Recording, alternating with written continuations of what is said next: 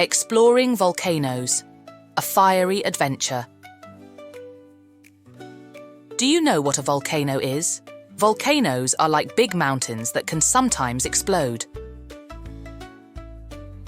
They are special mountains because they can shoot out hot stuff like lava and ash. Inside a volcano, there is something called magma. Magma is super hot rock that is like a liquid.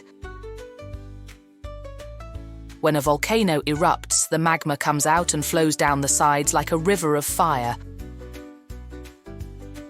Volcanoes can be found all around the world. Some are big, some are small, some are even under the sea.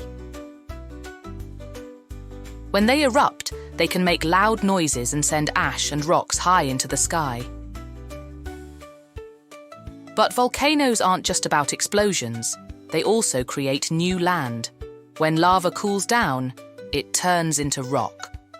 Over time, this rock builds up and makes new land.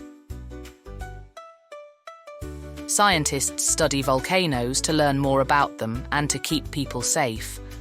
They use special tools to measure how active a volcano is and to predict when it might erupt. So, the next time you see a volcano on TV or in a book, remember that it's not just a mountain.